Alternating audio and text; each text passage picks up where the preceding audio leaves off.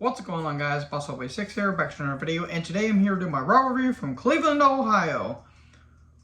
Wow, this show was certainly something. It wasn't bad, it was just so random. Like, they threw in kind of random matches, and it felt like your typical average random Raw, but there was some weird pacing going on throughout the show. Let me know in the comment section below what you guys thought about it. So, I'll get to everything here in a minute, but in case you may not tell, I'm getting tired because it's getting late and I have to work in the morning, so I'm going to have to go through this review probably to the best of my ability as quick as I can so I can get some sleep. So, we get a recap of the women last week, then we get a card rundown. Here comes Bayley, Io Shirai, and Dakota Kai. Holy God, everyone looked great tonight. Bayley dyeing her hair red. Hot damn. That's all I'm going to say. She accidentally calls Dakota Kai Dakota Sky, and everyone was giving her shit for it. And Bayley just killing it in this role. She says, we need to bring something that this women's division doesn't have. And what is that? Hunger, says Io Shirai. Can she yell at that? Can she yell like that in my face, please? I'll be taking no further questions. I'll just say, evil, you lucky bastard. Anyways, Alexa Bliss comes out to a huge pop. I will say the crowd was pretty hot for most of the show. They're probably more active than they were during the Browns 2016 season, but I digress.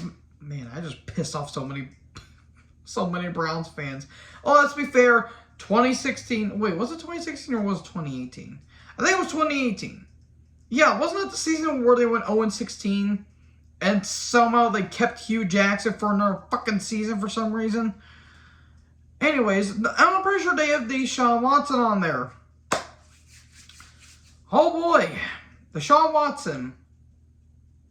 Yeah. That's a guy, yeah, hide your wives there, people, because he doesn't like, he gets a little too personal. He likes to, hit the little, reportedly. But anyways, football talk notwithstanding, so Asuka, Bianca, and Alexa come down.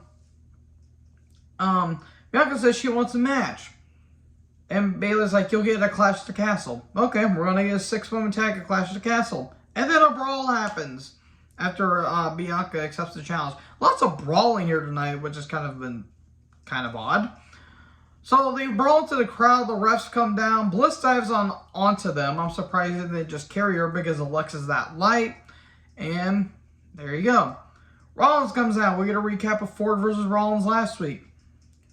This week's going to be Dawkins versus Seth. Okay, crowd was into it. It wasn't as good as Ford versus Seth, but I still thought it was a pretty solid match for what they did. Ford was playing mind games, and Dawkins came to, like, literally comes the fuck out of nowhere and just pounces Seth over the announce desk. I always love that stuff. Seth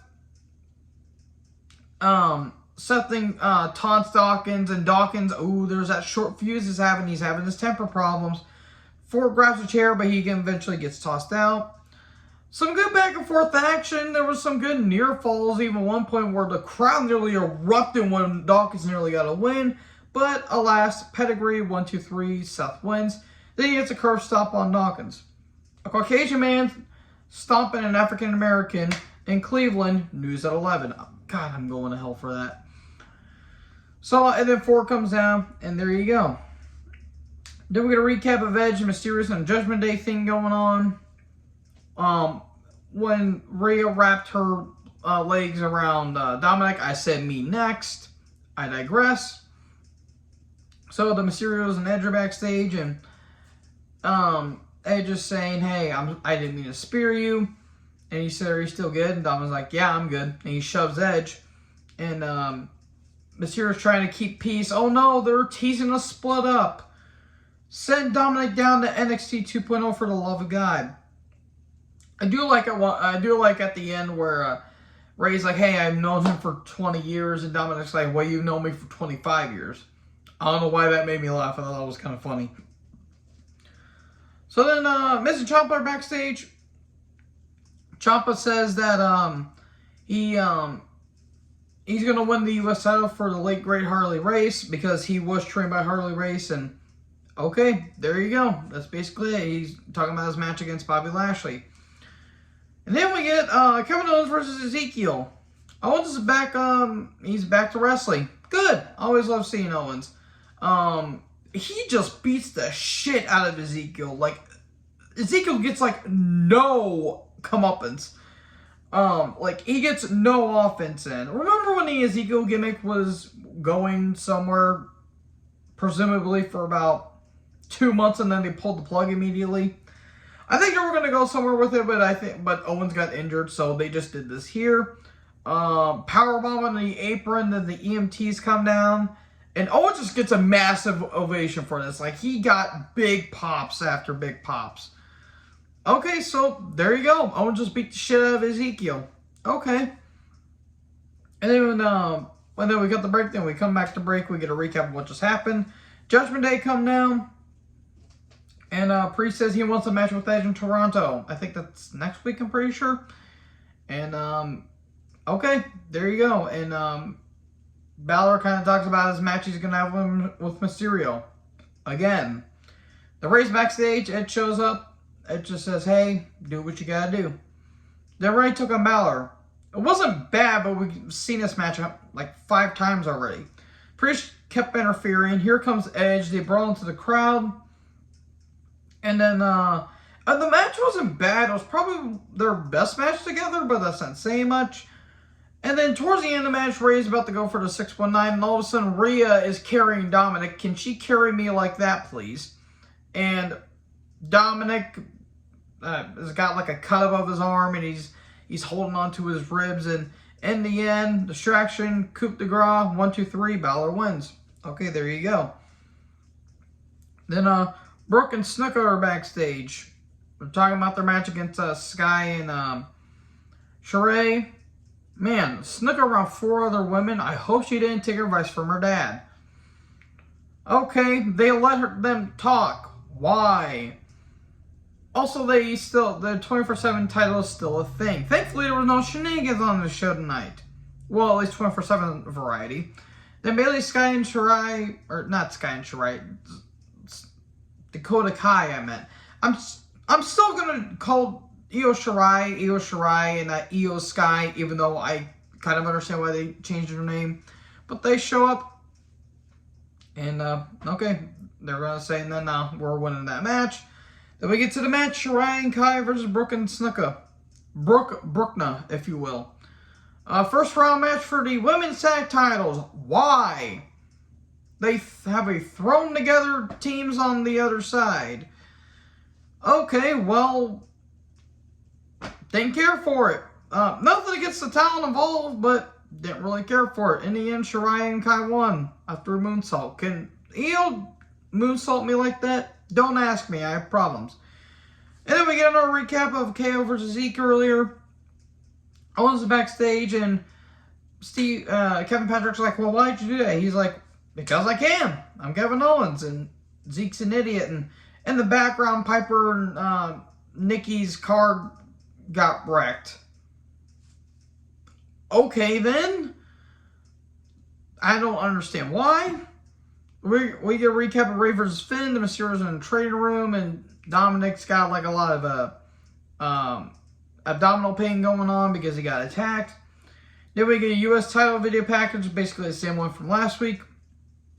And then Ciampa comes out. He's wearing a Harley race gear. Ciampa versus Lashley, U.S. title.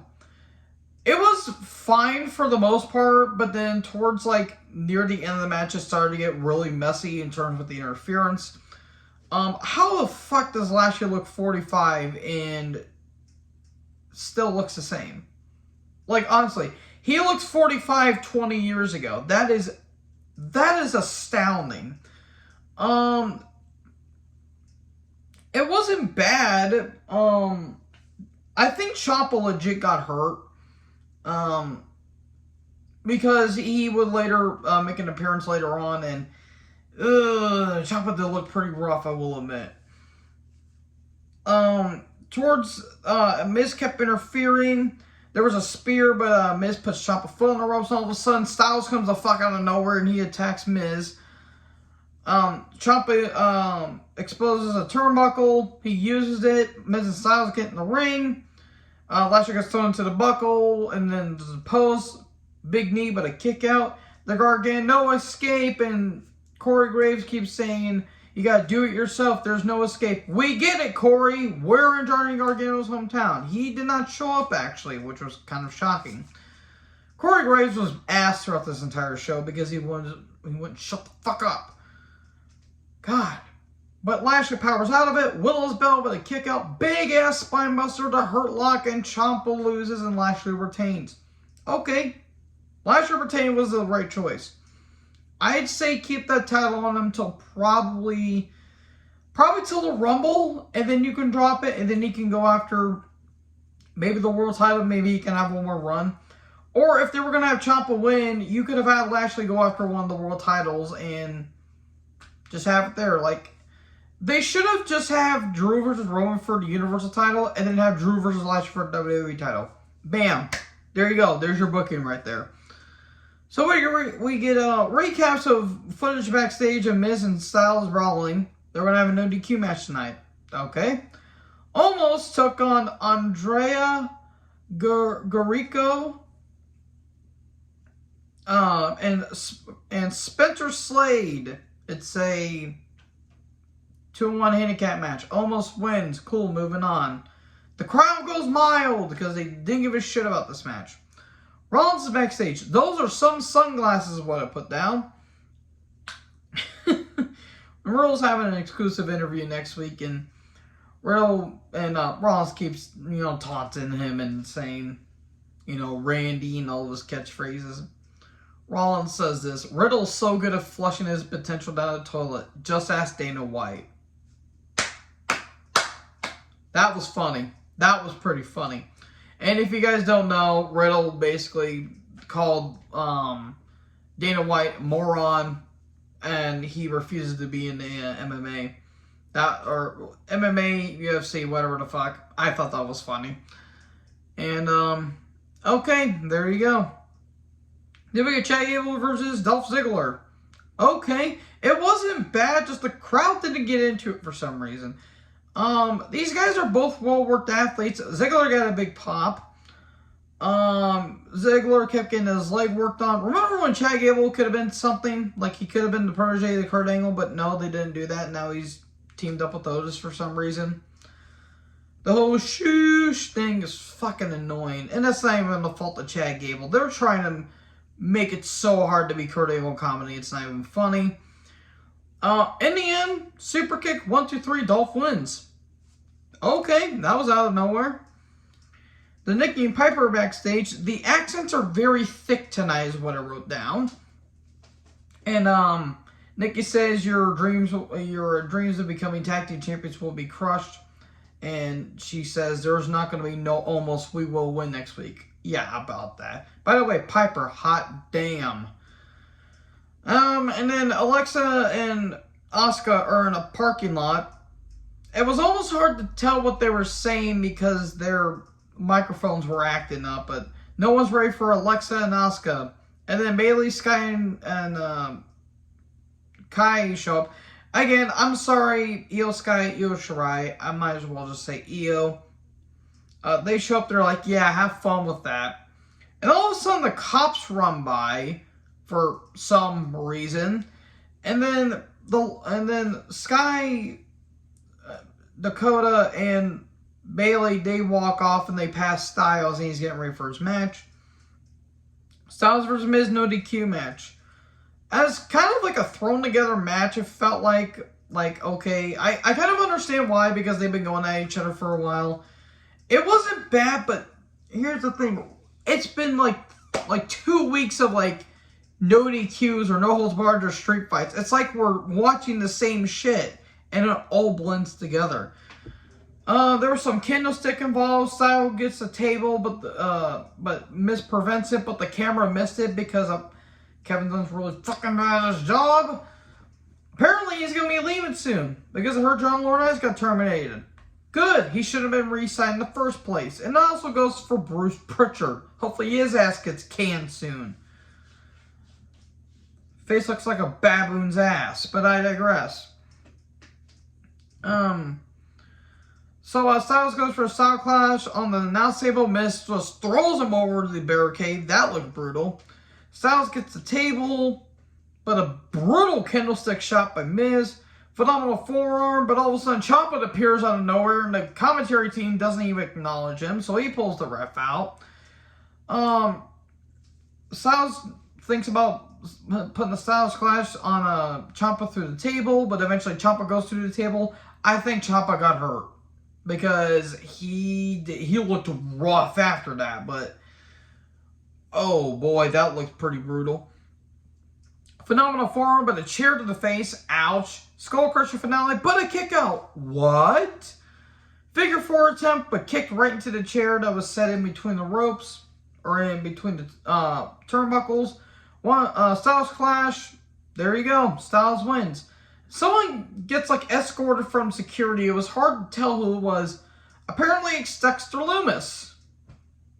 Okay then, I wasn't expecting that.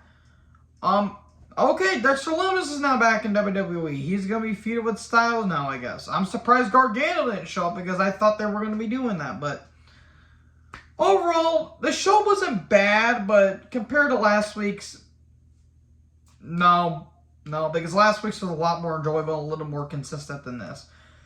But anyways, let me know in the comment section below what you guys thought about the show. Make sure you guys like, comment, subscribe. Join the herd. Talk to you guys next video. Peace out.